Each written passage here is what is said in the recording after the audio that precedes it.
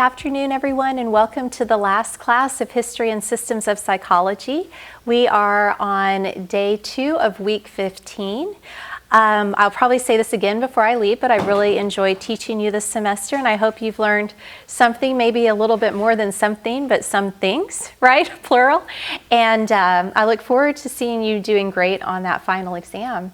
Well, we had a outage on Tuesday, right? The weather was really bad, and we were not able to hold class. What I did was I came into the studio yesterday and I taped for about 40 minutes on Alfred Binet.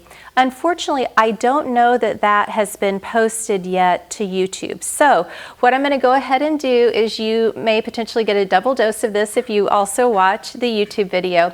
I'm going to go through information on Alfred Binet, all right?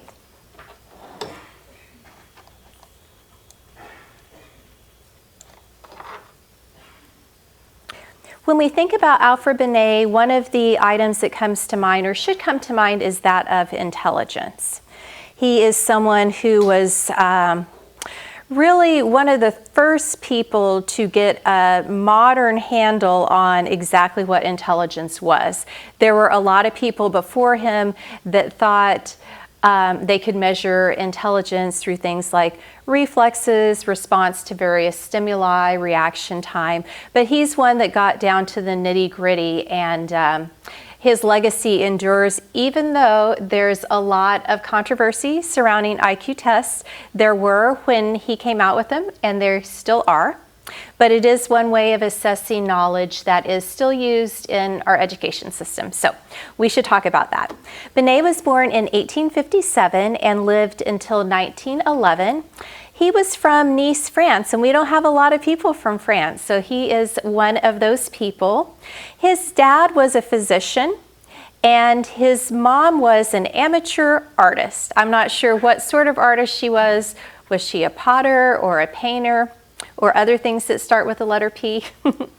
Alfred was a very timid boy. He was very shy and introverted, and I don't think his father had a lot of patience with this.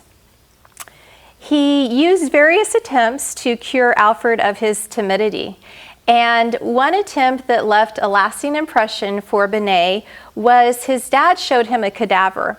And I guess the idea was just to make him as anxious as possible so that anything else he saw, wouldn't be a cadaver and it would be less scary. But that backfired. So all parenting practices may not be created equal.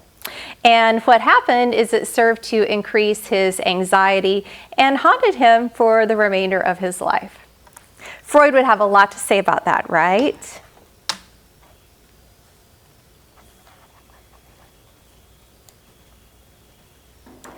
Binet did not start off wanting to be a psychologist by any means. He drifted a little bit at the start, and actually he drifted for a while.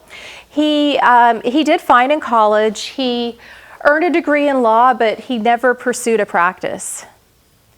You think about all that time it takes to acquire a law degree, and then you never do anything with it. So he also tried medical school. As you might guess, there was a lot of money in his family, so he could do this. Well, okay, law school didn't go so well, so now I'm going to go to medical school, right? As we all have those choices. And he didn't do well in medical school. This brought back to mind, which makes sense, the cadaver episode. And he was horrified in terms of what the operating room looked like, what you did in an operating room, and suffered a nervous breakdown and dropped out of medical school. Medical school was short-lived. Well, what is a man to do at the age of 22 who has a lot of income coming in from his parents? He decided he was going to take time and he was going to read these great texts in a famous library in Paris. He found a specific interest in experimental psychology and read voraciously anything he could get his hands on of any sort of quality. And it was there that he decided psychology, I think that's the place for me. It wasn't law, it wasn't medicine, but I think this is a place where I can live and where I can make a contribution.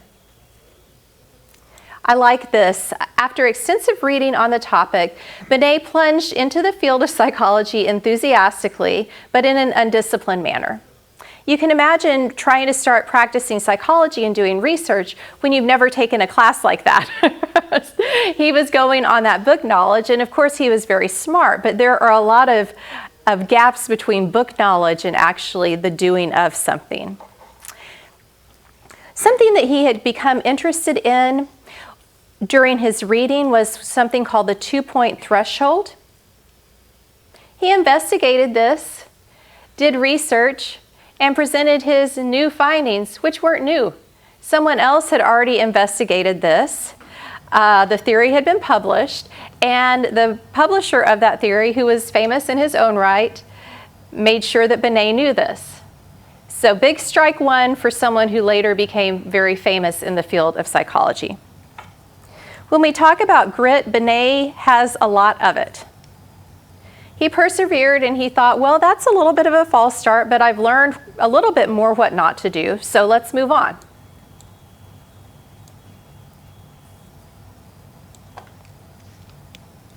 Next, he became interested in the associationistic psychology of John Stuart Mill, which was one of John Locke's major successors.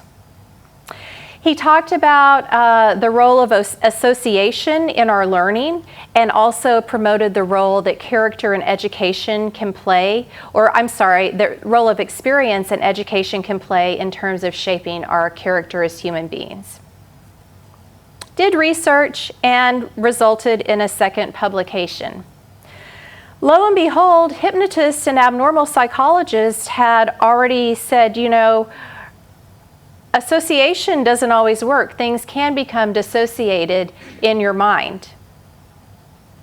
And ideas become dissociated, whereas a given stimulus can lead to totally different trains of association under different motivational conditions. So this idea that different things motivate us at different times in terms of our learning, and that given the stimulus, that's going to lead to different ways of problem solving, different ways of thinking about a topic. The second publication did not result in the public scathing like the first one, but it was ultimately not very successful.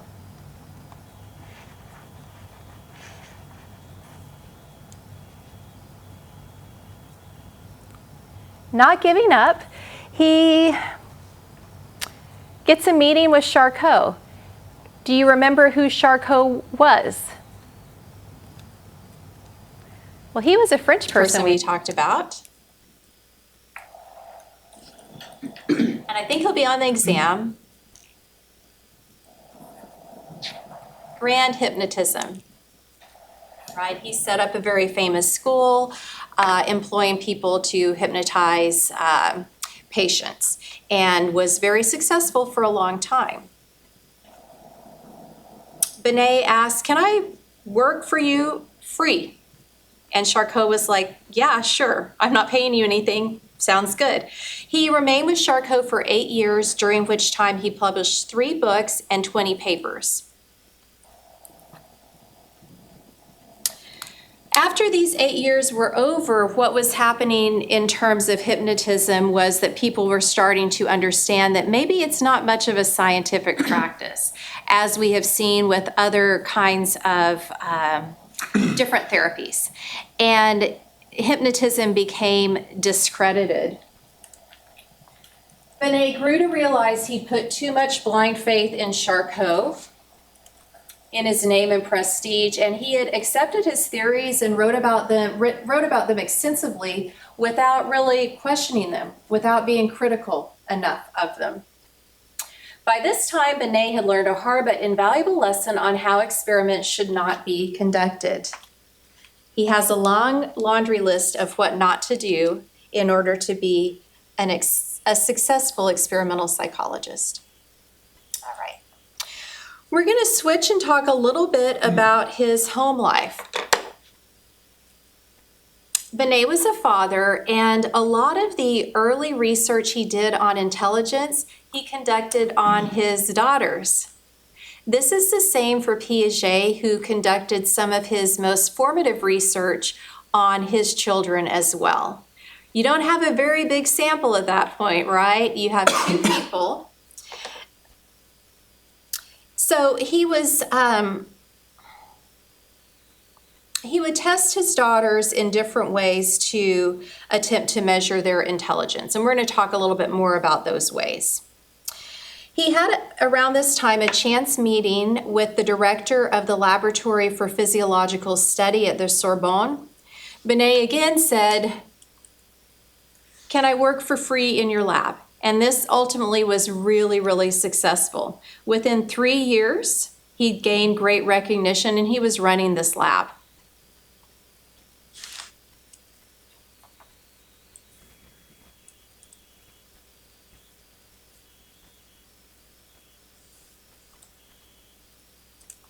As I said early on, Benet was a thorough supporter of Charcot's theories, the idea of grand hypnotism, and that was really a method that seemed to work on many patients. However, when he started testing his young daughters in various ways to measure intelligence, he found some interesting things. Other people had not considered how children might differ or be similar to adults.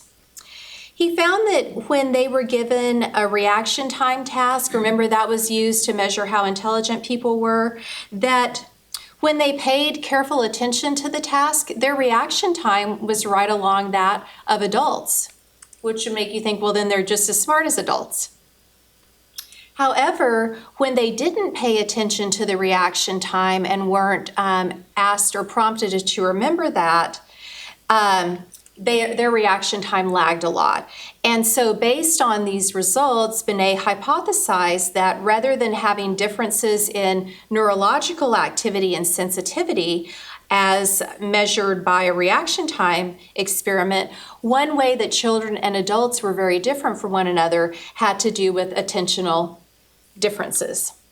So children have a hard time keeping their attention sustained and often have a hard time keeping that focused. And in order to be successful in school, that's something that as they grow older, they need to be able to do much more of that. So be able to sustain attention even when they get bored, right, for a long period of time and stay focused on the task at hand.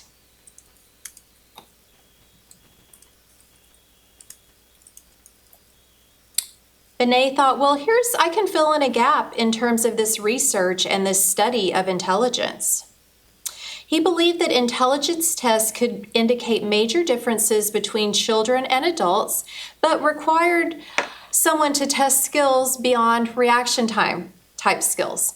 And to this end, Benet said, hey, I'm going to develop my own test. These tests, Benet noted, would measure higher order thinking skills, more Complex functions such as language and abstract reasoning.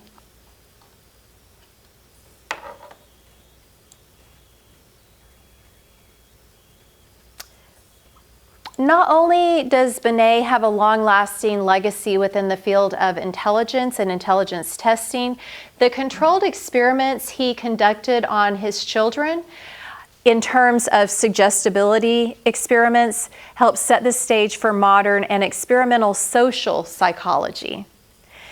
Also, the tests that he was so as he worked on these tests, he found a way to summarize the results of tests statistically. And he felt that was really important. We need to have a numerical value assigned to intelligence, maybe an age level, right? So you have these 14-year-olds and they're measured at 19.2 years, but it's also important to have some sort of descriptive element. So he was a proponent of what I would call mixed methods research today. He felt that the quantitative can reveal only so much and that you get a full picture of an individual or a group of individuals by also focusing on the qualitative aspects. Any questions so far? All right.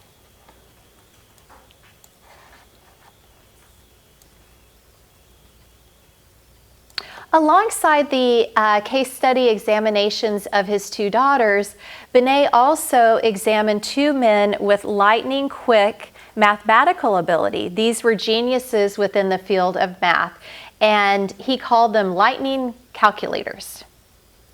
He learned that people who are gifted, based on what he learned from these men, they exercise those abilities in different ways. I found this quite interesting. Binet talked about the way they computed. One of these gentlemen saw the numbers in his head. So can you imagine doing very long division and you're imagining the numbers in your head? So it's a visual thing going on. The other heard the numbers as he computed. So someone who was more auditory versus more visual in terms of the computation. Still both arriving at the correct answer. Also, he noticed that some people are systematic and methodical when they're working through some type of problem. They're going to go A, B, C, D, E, and sort of stick to things even if it's a laborious process. We call that more like our plotting. It doesn't sound glamorous, but it gets the job done well. Others were more, maybe not as disciplined in their approach, but would have these spontaneous bursts of insight, all right? And they work best during intense, intermittent, and spontaneously inspired episodes. We could think of an intense episode as cramming for an exam the night before the exam, all right? And some people say they do really well that way. He's showing that, yeah, that could be true. It's also interesting, he asked both of his children to write about a leaf, and their stories point to very different ways of thinking and interpreting an assignment, and I just wanted to share a little bit of that, if I can find the page.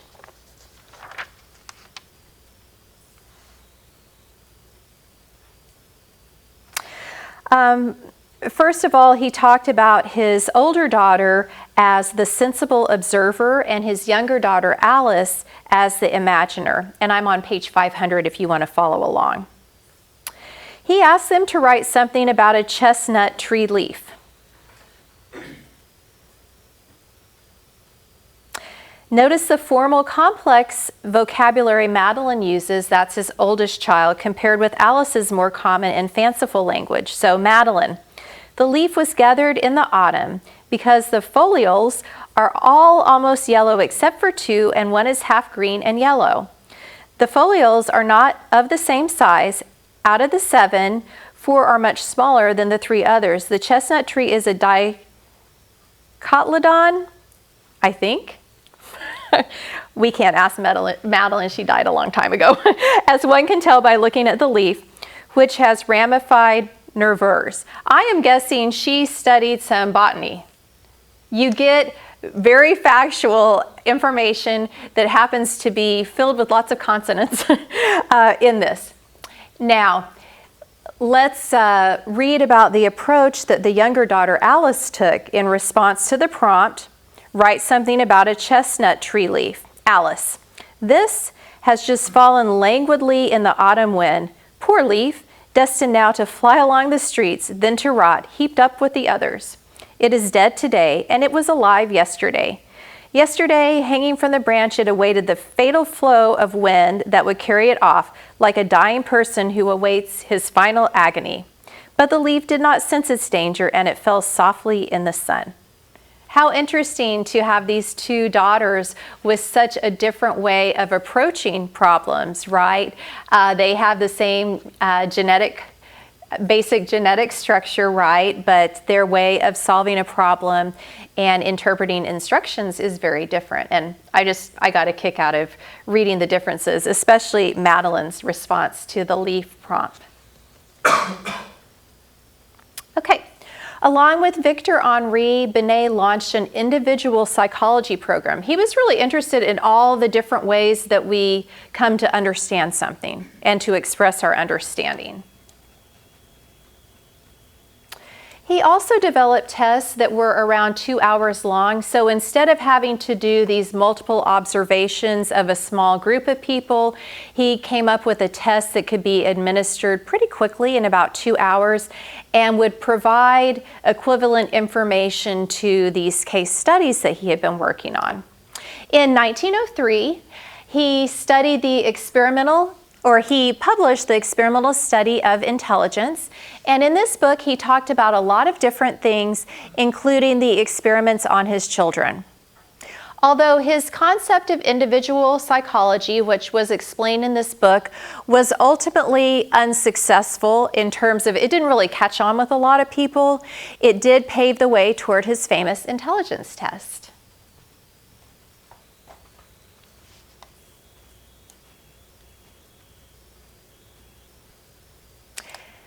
The Binet intelligence test of 1905 marked a turning point in psychology. There were revisions made in 1908 and 1911, and age standardized levels provided a way to produce a single score on that.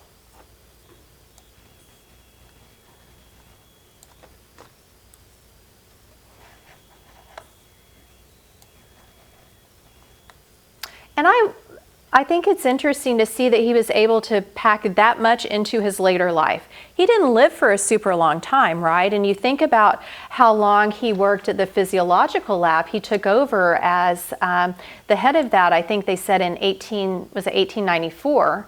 And then his first intelligence test came out in 1905. So what he's really known for is something that he worked on more toward the end of his career. We are now going to watch a video on intelligence testing, and it's called The Dark History of IQ Tests. Please take notes and we'll have a brief conversation after the video. I like that quote.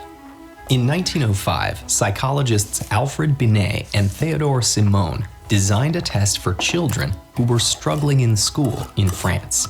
Designed to determine which children required individualized attention, their method formed the basis of the IQ test. Beginning in the late 19th century, researchers hypothesized that cognitive abilities like verbal reasoning, working memory, and visual spatial skills reflected an underlying general intelligence, or G factor. Simon and Binet designed a battery of tests to measure each of these abilities and combine the results into a single score. Questions were adjusted for each age group, and a child's score reflected how they performed relative to others their age. Dividing someone's score by their age and multiplying the result by 100 yielded the intelligence quotient, or IQ. Today, a score of 100 represents the average of a sample population, with 68% of the population scoring within 15 points of 100. Simon and Binet thought the skills their test assessed would reflect general intelligence, but both then and now, there's no single agreed-upon definition of general intelligence. And that left the door open for people to use the test in service of their own preconceived assumptions about intelligence.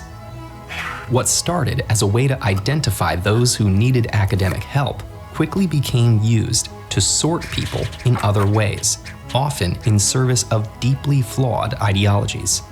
One of the first large-scale implementations occurred in the United States during World War I, when the military used an IQ test to sort recruits and screen them for officer training. At that time, many people believed in eugenics, the idea that desirable and undesirable genetic traits could and should be controlled in humans through selective breeding. There were many problems with this line of thinking, among them the idea that intelligence was not only fixed and inherited, but also linked to a person's race. Under the influence of eugenics, scientists used the results of the military initiative to make erroneous claims that certain racial groups were intellectually superior to others. Without taking into account that many of the recruits tested were new immigrants to the United States who lacked formal education or English language exposure, they created an erroneous intelligence hierarchy of ethnic groups. The intersection of eugenics and IQ testing influenced not only science, but policy as well. In 1924, the state of Virginia created policy allowing for the forced sterilization of people with low IQ scores, a decision the United States Supreme Court upheld. In Nazi Germany, the government authorized the murder of children based on low IQ. Following the Holocaust and the Civil Rights Movement, the discriminatory uses of IQ tests were challenged on both moral and scientific grounds. Scientists began to gather evidence of environmental impacts on IQ. For example, as IQ tests were periodically recalibrated over the 20th century, new generations scored consistently higher on old tests than each previous generation. This phenomenon, known as the Flynn effect, happened much too fast to be caused by inherited evolutionary traits. Instead, the cause was likely environmental: improved education, better healthcare, and better nutrition. In the mid-20th century, psychologists also attempted to use IQ tests to evaluate things other than general intelligence, particularly schizophrenia, depression, and other psychiatric conditions. These diagnoses relied in part on the clinical judgment of the evaluators and used a subset of the tests used to determine IQ. A practice later research found does not yield clinically useful information. Today, IQ tests employ many similar design elements and types of questions as the early tests, though we have better techniques for identifying potential bias in the test. They're no longer used to diagnose psychiatric conditions, but a similarly problematic practice using subtest scores is still sometimes used to diagnose learning disabilities, against the advice of many experts. Psychologists around the world still use IQ tests to identify intellectual disability, and the results can be used to determine appropriate educational support, job training, and assisted living. IQ test results have been used to justify horrific policies and scientifically baseless ideologies. That doesn't mean the test itself is worthless. In fact, it does a good job of measuring the reasoning and problem-solving skills it sets out to. But that isn't the same thing as measuring a person's potential. Though there are many complicated political, historical, scientific, and cultural issues wrapped up in IQ testing, more and more researchers agree on this point and reject the notion that individuals can be categorized by a single numerical score. Speaking of questionable testing practices, should we get rid of standardized testing altogether? Find out what these tests actually measure. Okay, we're not going to spend long on this because we have a lot of content still to cover. Any takeaways you'd like to share about that maybe you didn't know about the IQ test and learned watching that video? I mean, one of the just craziest statements that they said is like during Germany, the children with low IQ tests that they would just kill. Like that's just It's amazing, right? Yeah, that's just And that's less than 100 years ago. yeah. I mean, this didn't happen like 500 years ago or something. It was less than 100 years ago. And then in the US, the forced sterilization, not as bad, but still pretty horrific. Drastic. Which I don't think that has been overturned yet. Like, I think it still stands as a Supreme Court decision. Like, I'll have to look it up, but I think that's still Yeah, if you can look it up later, let me know and I'll share that with the class. Just that it's not enforced, hopefully now. Other things. Well, it's supposed to be something good. Like it was supposed to be helping students that were struggling and figuring out a way. That's exactly right. It's just crazy how it can turn so quickly. Like, oh, if the research obviously isn't there to back it up, but there's still, it was good. It was intended for good use. That's exactly right. It was intended to help children who were struggling succeed. We're going to find out where these children aren't as strong, where they have challenges, and then we're going to use education to address that. Vygotsky, who we'll talk about a little bit if we have time today, he was a Russian, I would call him an educational psychologist, though it was a bit before that term was in wide use. And I just lost my train of thought. Oh, he was originally what we call a defectologist in Russia. And again, his idea was wanting to help people with disabilities. So the origins, like some other things, right, of, in this case, intelligence testing were honorable. In reality, and as time went by, they became fairly warped. Any other takeaways, please? Okay. Flynn effect, what does that mean? Over the course of generations, it was like the average IQ on the previous test was going up. Yeah, Flynn effect is basically the inflation of IQ over time.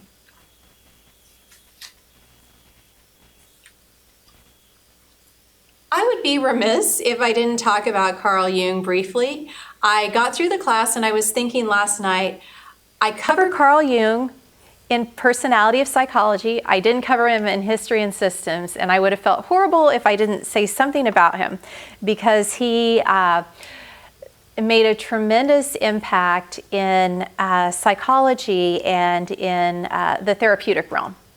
All right. If you want to turn to page 434, there's a very brief description on the next several pages about Carl Jung. You may also hear his last name pronounced Jung. Carl was born in 1875 and lived a long time until 1961. He was born in a German-speaking region of Switzerland. His dad was a pastor, and they were very poor. His mother was not mentally stable. Growing up from an early age, his dad was very scholarly, and that rubbed off on Carl. So he did come to be very serious about academics, and also a lot of the philosophical attitudes his dad held, he held as well. The mom was very mystical, and mysticism is a component of Carl Jung's theoretical work and also therapeutic technique. So that'll definitely be on the exam and just something that you need to know about. Had some emotional difficulties as a child. He fantasized a lot, daydreamed a whole lot, and at a young age he fantasized about being two people: a schoolboy of his own time and also a dignified gentleman of the past. This probably is a quirky child, right? If you were to run into the 6-year-old boy, might be a little quirky and different, but we're so lucky that he leaned into that quirkiness. He also suffered fainting spells at a very young age, and the spells resembled, to some extent, like an epileptic spell type of thing. All right, moving onward.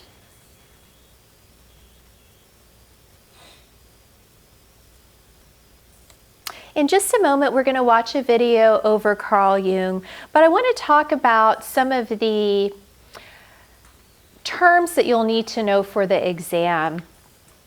There's a whole section of Jung that focuses on dreams. Carl Jung and Freud were friends for a long time, and then over time, they diverged, okay? And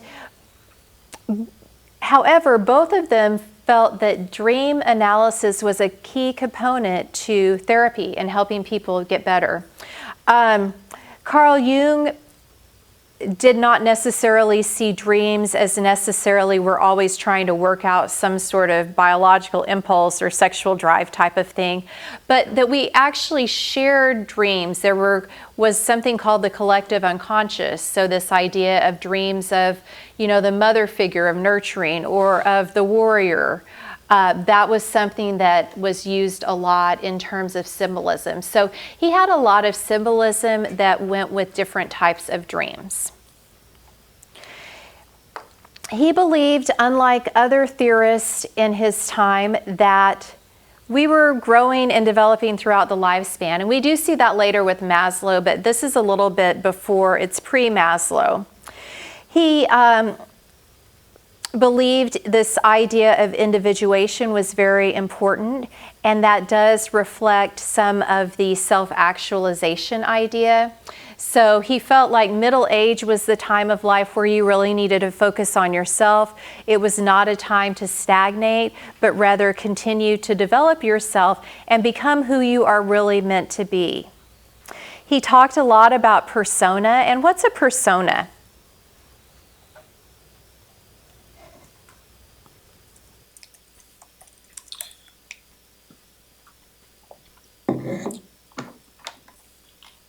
Like it's maybe the character of the person that you want to be perceived as. Yes. And whether we like it or not, we all have some different personas going on based on the task at hand, The environment we're in, the people we are with. Ideally, those personas aren't wildly different from one another. So if you're very chameleon-like, you might present almost as a different person in any given environment you're part of. But we do have ways of acting, like as a professor, I act differently in the classroom than I may in my office or when I'm talking with colleagues. Same for you as a student, and the way that you sort of hold yourself and talk to professors is probably different than with like a romantic partner type of thing. So that's the idea, that we have these different masks that we wear in life, and the process of individuation is to become who you really are, and being able to let go of those masks is one indication of achieving that individuated status. He talked about middle age as a time where we are also working on developing the amina and the animus. Anima is the female aspects in a man. A man is in his 50s, and the idea is maybe they've been someone who has been brought up in a very masculine-driven environment. This idea of toxic masculinity is talked about a lot today. And in his middle age and beyond, one of the tasks that Carl Jung says he needs to complete is to be able to integrate more of the traditional, I say traditional, stereotypical feminine qualities, such as nurturing and things of that nature. On the flip side, for women, we have the animus, and that is the idea that if women have stereotypically been more of the altruistic type, the nurturer, the giver, the sympathetic ear, that they start to develop some more masculine aspects of their life to be fully human, maybe becoming more authoritative. Does that make sense? Okay. Want to make sure that you understand those are aspects that we are developing as we grow older, and recognize the difference between the terms anima and animus. Carl Jung also talked about introversion and extroversion. And many of us might be introverts, meaning that it doesn't mean that we hate to be around people, but maybe we don't prefer to be around oodles of people at one time. And the way of recharging is different for an introvert versus an extrovert. So when an introvert needs to sort of calm down, and I feel like we've talked about this maybe a little in class, calm down and get focused and get re-energized, they do that in a quiet manner. Maybe literally unplugging from social media, reading a book, that's very popular, spending time doing something relaxing, and being alone without being lonely. Extroverts, on the other hand, get their energy from being around a lot of people. They're stimulated by an environment that may be much too noisy for the introvert, lots of people. And it's important to recognize how you recharge best.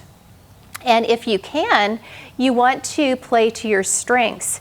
You can be an extrovert in your work life, but there's a little bit of a sacrifice that has to be made, because the more time you spend being someone you're not, the more kind of tiring everything can become. So ideally, you want to have a balance of that. Any questions? Jung, I talked to you about the fact that his mom had mental health issues, but also that she was a mystic in some certain ways. Jung thought there was great significance to the mandala. Anyone know about this item? Oops, that's not it.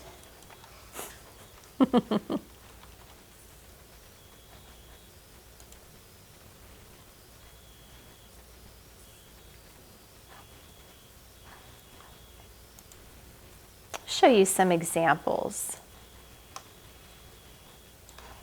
And then I'll talk about this just for a moment. Let's see images. So these are some different pictures of mandalas. Have any of you drawn one, been asked to draw one before, or color one? Colored one. Did you like that process? No. Okay. It's super stressful. It's super stressful. It's highly detailed, right? Mm-hmm. For me, I had a problem. I tried to create a pattern and then I messed the pattern up, and then I was like, oh. And it looks off the entire time. And then it's supposed to be something that's very peacemaking and the sense of feeling one with the universe. So maybe for some of us, we need to color one that's a little bit more basic, right? These are examples, and very pretty. There are coloring books that focus on that. There's therapy, healing with mandala art therapy. This looks like someone is asked to maybe depict something, and they do that. And part of it is this, like the continual pattern and the motion within the picture or within the object that you're creating. And hate to use Wikipedia, but I'm going to use it right now. So it's a circle, a geometric configuration of symbols. They can be employed for focusing attention, as a spiritual guidance tool, establishing a sacred space as an aid to meditation and trance induction. In the Eastern religion of Hinduism, Buddhism, Jainism, and Shinto, it is used as a map representing deities, or especially in the case of Shinto, paradises, kami, or actual shrines. Pretty interesting, right? So we have some depictions here. This is one from Buddhism. It's made as part of the death rituals among Buddhists. This is a tantric mandala used to aid in meditation, also for Buddhists. This is really beautiful. It's one that's made of sand. Can you imagine? It's pretty amazing. So you create this, and the idea is nothing is permanent, and then you know, kind of not wipe it away, but dust it away if it's sand.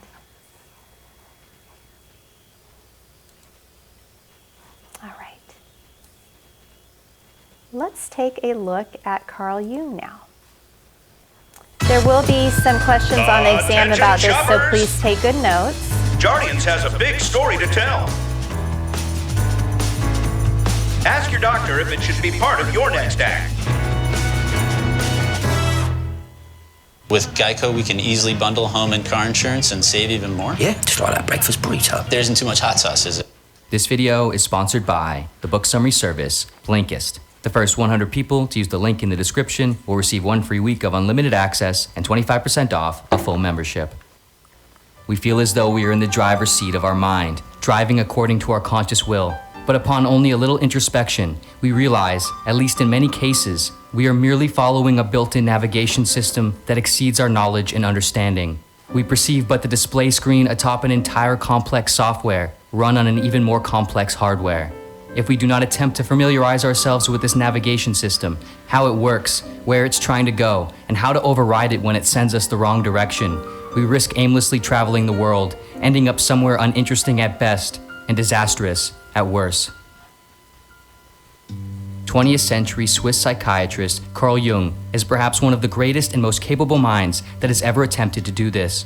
to explore itself from the inside and conceptualize a complete understanding of this sort of internal navigation system from the top down.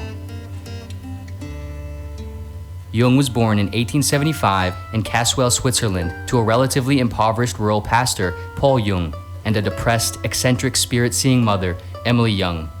Jung was a very introverted and isolated child who spent much of his time alone, engaging in activities of make-believe, projection, disassociation, and analyzing the adults in his life. During early childhood, he strongly disliked and underperformed in school to the point of almost neurosis, regularly fainting to get out of it. However, as age and maturity would have it, and after his father expressed stern concern over his potential incompetence, Jung somewhat dramatically shifted to engaging more intensely in his education, reading actively on his own, especially that of philosophy and religious texts. Following secondary school, after determining that he did not want to follow the family's path of a religious vocation, Jung would end up pursuing medicine at the University of Basel. After getting his completed medical degree from the University of Zurich in 1902, he would work at a psychiatric hospital under the prominent and well-connected psychiatrist Eugene Bleuler. Several years later, he would leave the hospital and begin his own private practice. As Jung became more successful and well-known in his field, he would soon become acquainted with the extremely popular, groundbreaking, and controversial psychologist of the time, who still holds this title today, Sigmund Freud. The two would meet for the first time in 1907, upon which they would talk for around 13 hours straight. This would quickly develop into a strong friendship and professional association. They traveled the world and lectured together, analyzed each other's dreams, and discussed various aspects of their psychological studies and theories. However, Freud, being of a much greater professional stature at the time, as well as being substantially older than Jung, created a dynamic in the friendship that was much more like a father-son or teacher-pupil relationship. This would unfortunately pose problems as Jung's career advanced and began to encroach on Freud's. The two would soon find themselves in disagreements over fundamental aspects of each other's theories. Ultimately, these disagreements, Jung's tendency toward a somewhat mystical consideration of the human mind, as opposed to Freud's more scientific, reductionist approach, the nature of their father-son relationship, and Jung's desire for professional independence, all caused the two to split their friendship off in 1913. Following and as a consequence of this breakup, from around 1913 to 1918, Jung experienced a sort of midlife psychological breakdown. During this, he spent much of his time introspecting and writing about psychological experiments he conducted on himself, exploring into the recesses of his unconscious. This period of transition, independence, and psychological turbulence would ultimately concretize his views of the mind and his career as an independent theorist of psychology.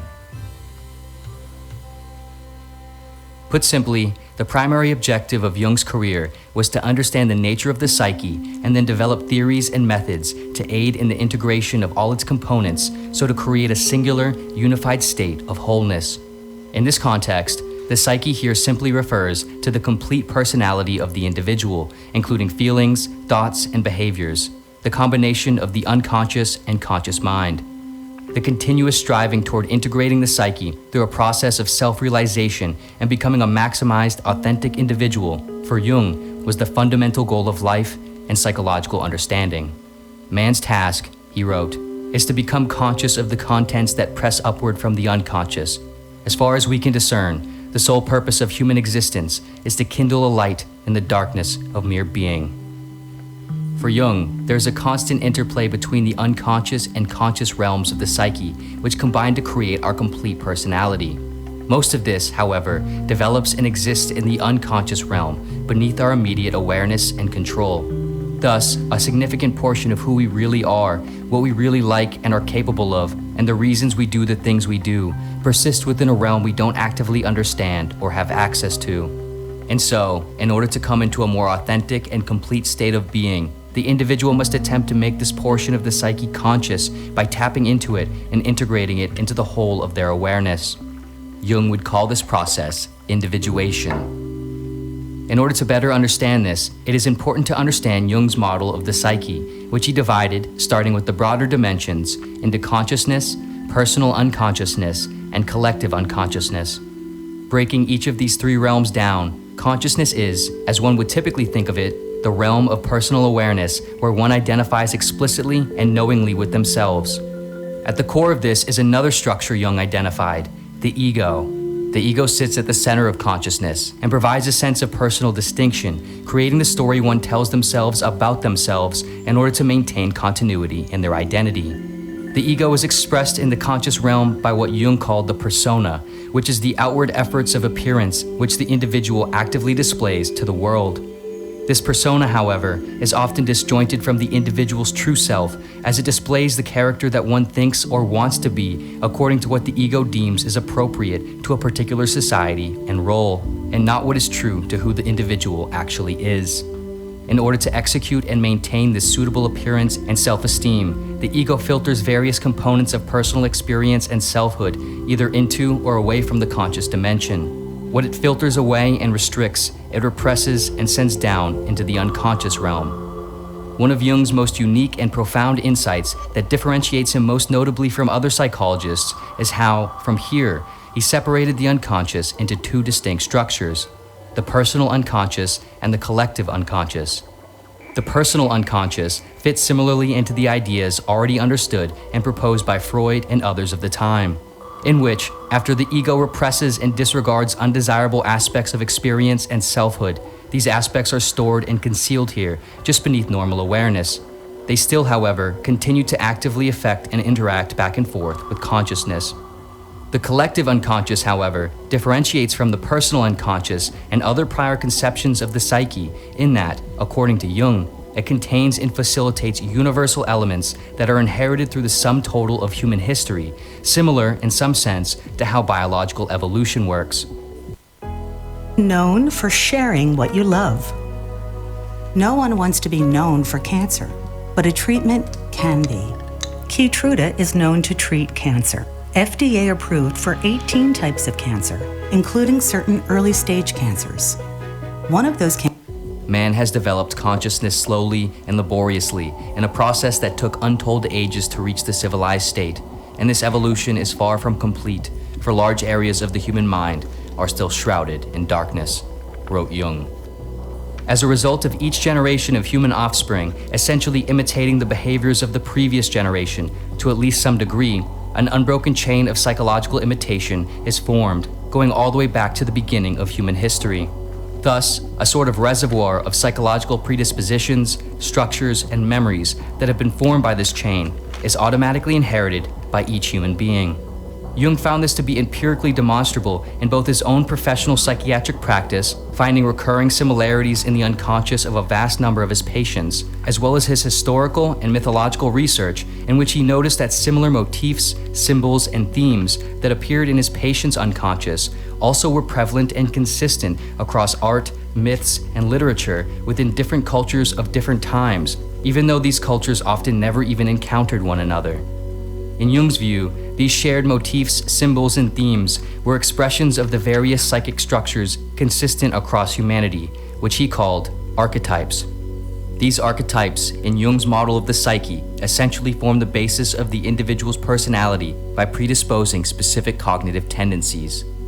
Within the combined unconscious, Jung would refer to all the repressed, denied, and unknown content which the ego does not want to identify with as the shadow. Lastly, sort of nested within the shadow is what Jung broke down into the animus and anima, which specifically referred to the suppressed feminine qualities in a male, anima, and the suppressed masculine qualities in a female, animus. According to Jung, all the aforementioned structures of the psyche work together in active circulation to ultimately form what lies at the center, the self, the combined authentic totality of the unconscious and conscious. The self is who the individual actually is, what they actually desire, what they actually like, what they are actually capable of, and so on. Simply put, getting the ego and a high degree of the persona as close to this as possible is the goal of individuation and ultimately a fulfilled life. Whether it's through methods like therapy, introspection, personal development toward authenticity, or some combination, ultimately, for Jung, it is the task of the individual to determine and strive toward this. In all cases, this sort of self-realization requires an effort of radical self-acceptance, and radical self-acceptance requires an effort of radical self-honesty. In order to actively move deeper into the psyche, each opportunity one takes to examine a personal feeling, thought, or action, they must attempt to do so by accepting the complete and often undesirable potentiality of what it truly indicates about themselves, that they are not always who they think or hope they are. Each of these capitalized opportunities, personal or professional, is like a small step down the stairwell into the unconscious. As one goes further down, however, as they confront these deeper and darker elements of their being hidden in the basement, they must, in Jungian terms, work to integrate their shadow, the breadth of their potential faults and wickedness, as opposed to rushing back up the stairs in denial. One's shadow does not disappear by looking away from it.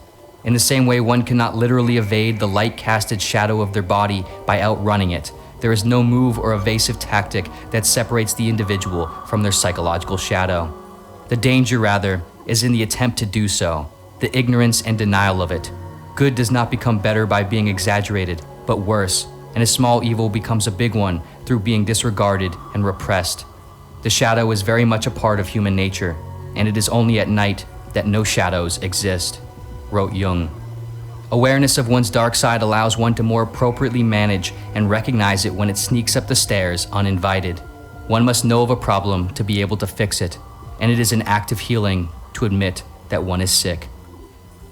Although self-acceptance and authenticity is perhaps simple and obvious enough sounding, the act of actually working towards radical self-acceptance and individuation is, of course, far from simple and obvious.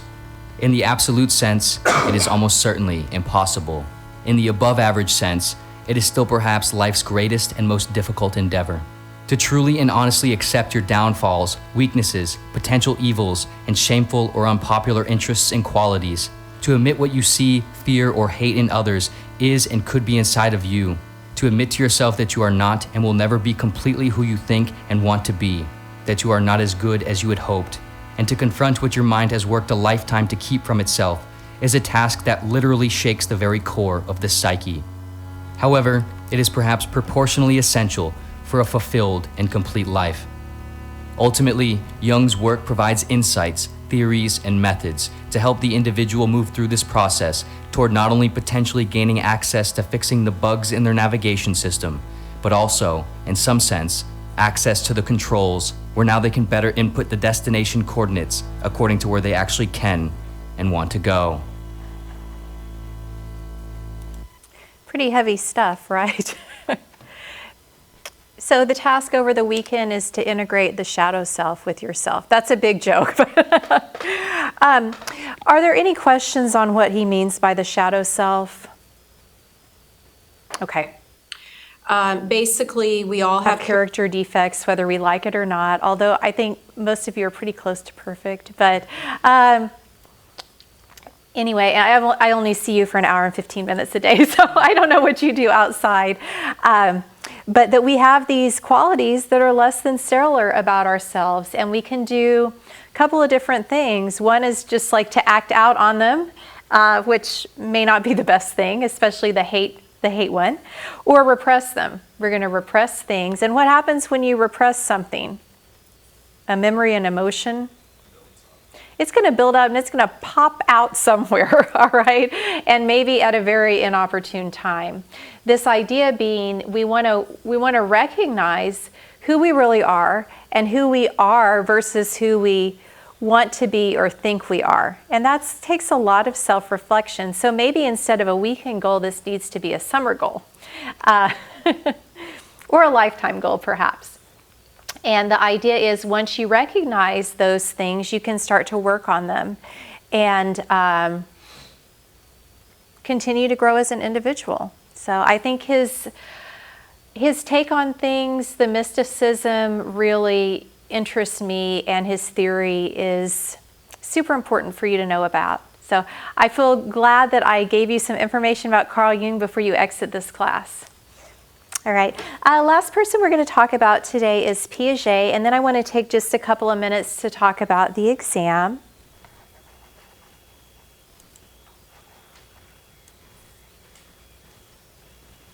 Let's see.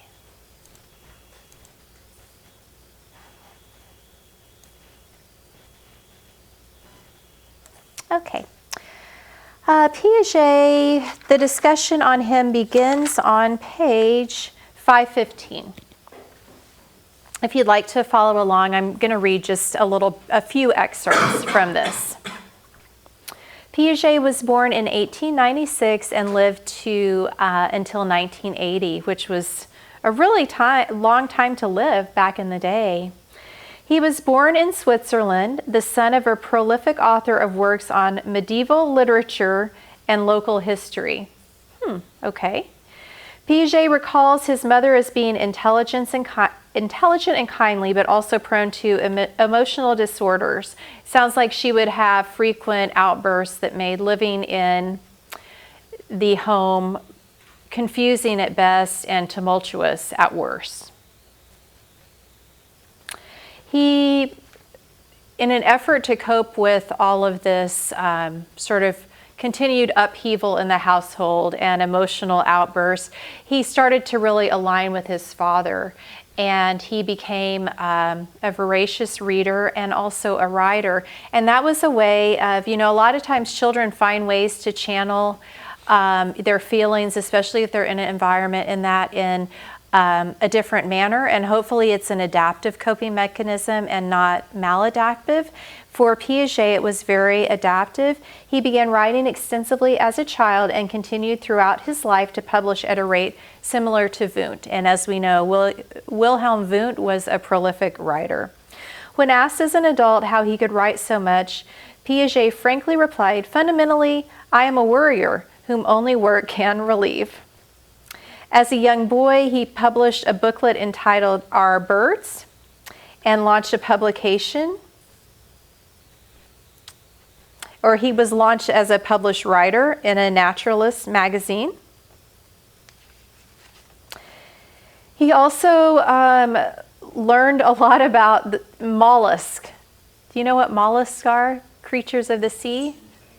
You see things, yeah. I mean, I don't immediately, birds, I can see how maybe you would have an interest in them. There's lots of variety, right? And we can think about Darwin and the finches and even variety within finches, but mollusks, I don't know. I don't know anything about that area. So perhaps they're much more interesting and noteworthy than some of us may think they are. Well, he became an expert. And between the ages of 15 and 19, he published 21 papers on this subject in assorted international journals.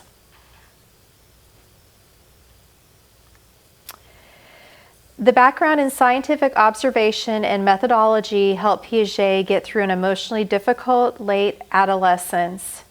He was plagued with religious preoccupation, and like others who became very successful in the field of philosophy and psychology, he was battling an existential crisis. All right, seems to be a theme with a lot of the people that we have studied. Okay. Over time, he grew to have a better understanding of formal psychology, but he actually received his PhD in natural history at age 22.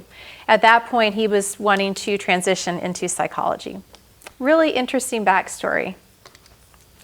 Piaget is known just as much, if not more, in educational circles, especially early childhood educational circles, as he is within the psychological realm. And he had a theory of cognitive development in children. I'm going to talk real briefly about that, and then I have a short video to show you. He believed that there were 4 stages of development, and barring some sort of disability or something really strange happening in the environment, we develop the same way. So for the first year and a half of our life, we're in something called the sensory motor period of development, where we try to understand the world through our senses. And you can see babies do this a lot, like touching everything, sticking things that shouldn't be in their mouths, right? And learning a lot through what they hear.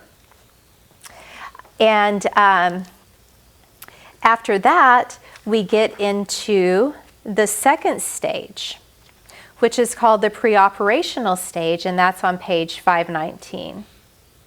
They're going to start to acquire basic language skills and develop an understanding of symbols, that the written word can represent things, that pictures can represent thoughts, and it's a really exciting time. Piaget likened the minds of children to that of scientists who were on a discovery.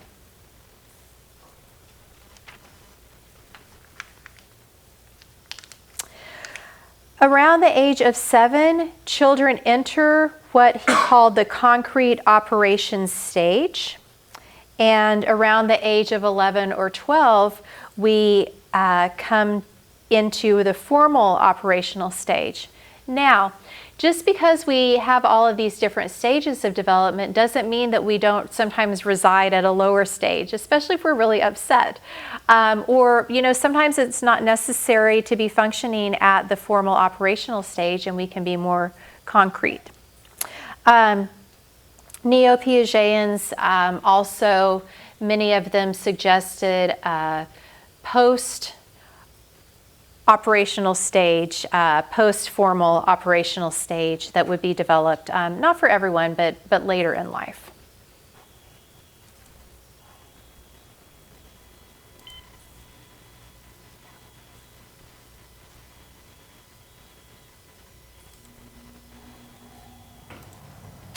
What I want to do is find a shorter video for you.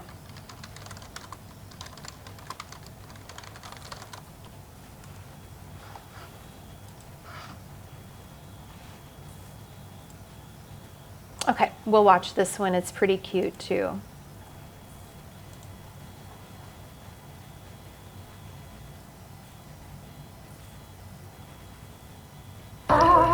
New babies aren't quite sure what happens to objects when they leave their sight. Sky's mom keeps disappearing and reappearing. No wonder peekaboo is so much fun. During their first year, however, infants will learn an important concept: object permanence. Everything has a life of its own, even if it is out of sight. At Maya's age, babies know to look for the object, but they might not have everything else straight. 10-month-old Simon is about to make a classic mistake. Although he watched us place the toy plane under the white cloth, he'll look for it where he last found it, not where he watched us hide it. Can you look at these two glasses? Do you think that they have the same amount of juice? You think they have the same? Okay. Now we're going to pour this juice into this glass.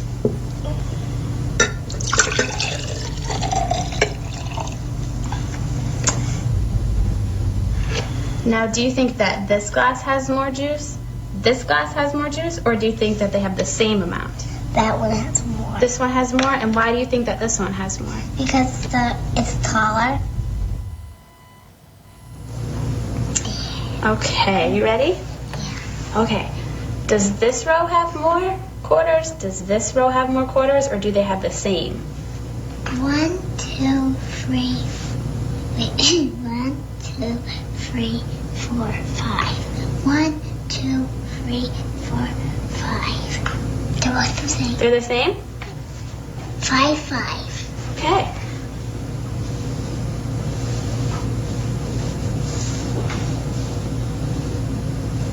Okay. Does this row have more quarters? Does this row have more, or do they have the same? This one has more. That one has more quarters? Yeah. Why does this row have more quarters? Because it's more far away. It's more far away? Yeah, it's more far away than that. Looks like bigger. All right, we're gonna play a game with the graham crackers, and we're gonna share them between me and you, okay? Okay.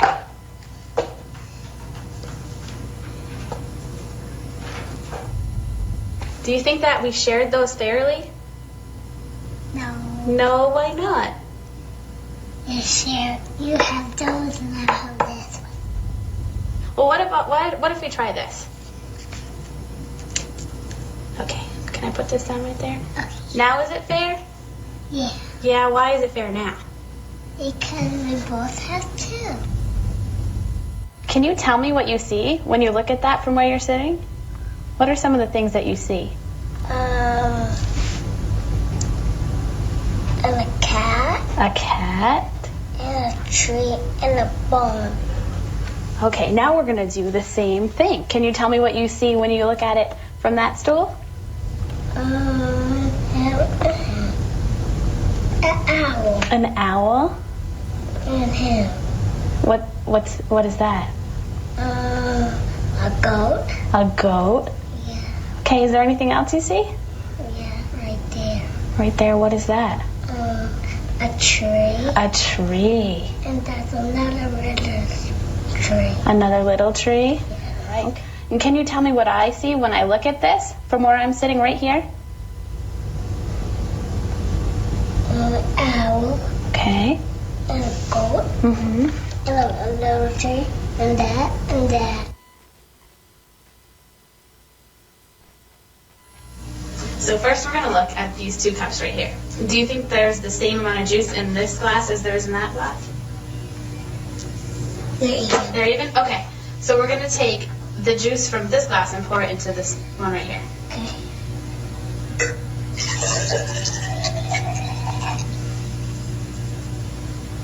Okay, so now we're going to look at this glass and that one. So do you think that there's more juice in this glass, more juice in this glass, or do you think that they have the same amount? Same amount. Okay, why do you think that they have the same amount? Just because this is skinny doesn't mean it's not the same amount. It has the same amount of juice in it, but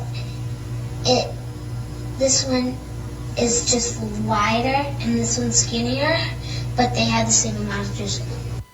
It says, if you hit a glass with a hammer, the glass will break. I knew that. And then this one says, Dawn hit a glass with a hammer. I knew that too. So what happened to the glass? It broke. It broke. Why did it break? Because the hammer's hard. If you hit a glass with a feather, the glass will break. No, it won't. And this is the second rule. Dawn hit a glass with a feather. What happened to the glass? Nothing. Nothing happened? Why didn't anything happen? Because the feather's soft.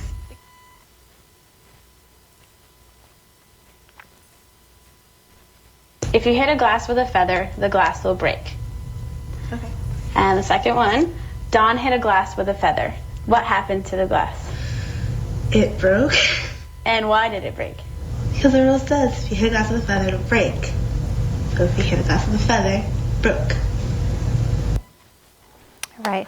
I think that video does a good job explaining or showing, depicting the stages of development. There are a few typos, but that's all right. I understand I have my share of typos. Let's see. I will send you a little bit more information about Piaget just to fill in some holes. I think he's a really important theorist for you to have at least a rudimentary understanding of. In terms of the exam, want to mention that the content will start in the Freud chapter. We covered the first part of Freud on our last exam, so we'll talk about the latter part of Freud's life as well as the Neo-Freudians. We will also talk about you'll be answering questions related to chapter 12 and 13, as well as information on Carl Jung and Piaget. Any questions for me? Okay, well, have a great rest of your day and best wishes on your finals. I'm excited. We're almost done, right? Okay, thank you.